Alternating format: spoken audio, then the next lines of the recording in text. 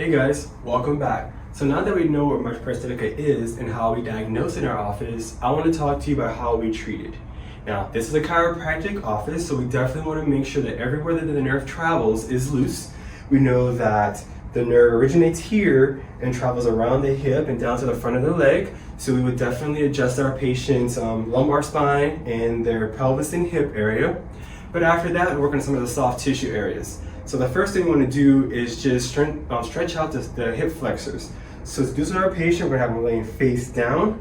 We're going to bend the knee here and just do a gentle stretch here.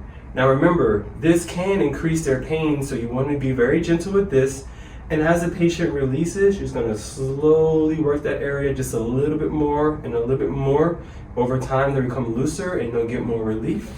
The next thing we want to do is work on the lateral side where that nerve travels. So we're going to have our patient lay on his side for us. And this area is too sensitive for anything like dry needling or some really serious grafting. So we just do a little bit of myofascial work here with that little tool. And we just slowly work here on the lateral side of our patient's leg, because the nerve travels right across his hip here. So we will just work through here. And then lastly, we're going to do some flossing of that nerve. So we would just have our patient lay on the side. We'll put our hands right in these areas and we'll just do some gentle stretching and manipulation of that nerve where it travels, just to help our patients loosen up. Now, in addition to the physical stuff we do with our patient, I want to talk to them about lifestyle changes.